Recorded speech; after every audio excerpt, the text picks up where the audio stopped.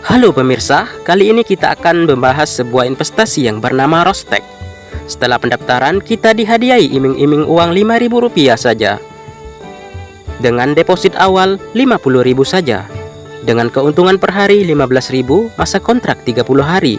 Dan selanjutnya, deposit Rp100.000 dengan keuntungan per hari Rp30.000, kontrak 30 hari. Ini tidak masuk akal. Ini adalah skema Ponzi. Apa itu Ponzi? Ponzi adalah sebuah skema penipuan investasi yang melibatkan janji keuntungan yang tidak realistis dan pembayaran keuntungan kepada investor awal menggunakan uang dari investor baru.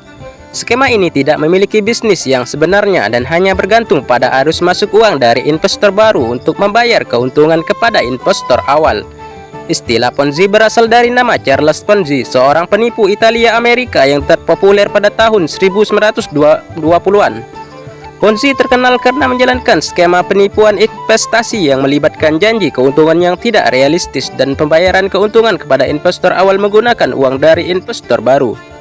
Ciri-ciri skema Ponzi: janji keuntungan yang tidak realistis, tidak ada bisnis yang sebenarnya, pembayaran keuntungan kepada investor awal menggunakan uang dari investor baru, tidak ada transparansi tentang penggunaan uang.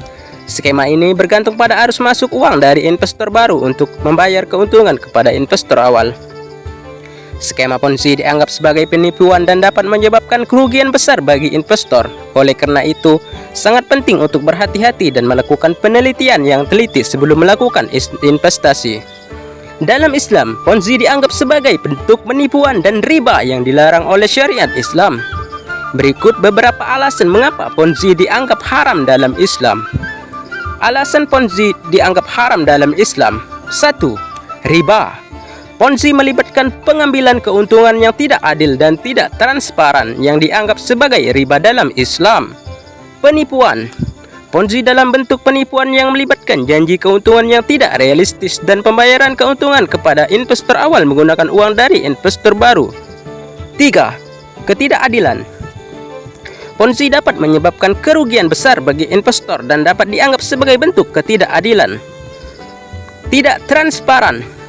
Ponzi sering tidak transparan dalam penggunaan uang yang dianggap sebagai bentuk penipuan dalam Islam. Dalil dari Al-Quran dan hadis. Dalam Al-Quran, Allah Subhanahu wa Ta'ala berfirman, "Dan janganlah kamu memakan harta orang lain dengan cara yang batil. Dan janganlah kamu membawa harta orang lain kepada hakim supaya kamu dapat memakan sebagian dari harta orang lain dengan cara yang batil, padahal kamu mengetahui." Surah Al-Baqarah ayat 188. Dalam hadis, Rasulullah SAW bersabda, "Janganlah kamu membeli sesuatu yang belum jelas, karena itu adalah penipuan." Hadis riwayat Muslim. Konsekuensi melakukan Ponzi dalam Islam. Melakukan Ponzi dalam Islam dapat mengakibatkan konsekuensi yang serius, termasuk dosa. Melakukan Ponzi dianggap sebagai dosa dalam Islam. Kerugian. Ponzi dapat menyebabkan kerugian bagi para investor. Kehilangan kepercayaan. Ponzi dapat menyebabkan kehilangan kepercayaan dalam masyarakat. Hukuman. Melakukan Ponzi dapat mengakibatkan hukuman yang serius dalam hukum Islam. Oleh karena itu, umat Islam diharapkan untuk menghindari praktik Ponzi, investasi bodong, dan mencari alternatif lain keuangan yang adil dan transparan seperti bekerja.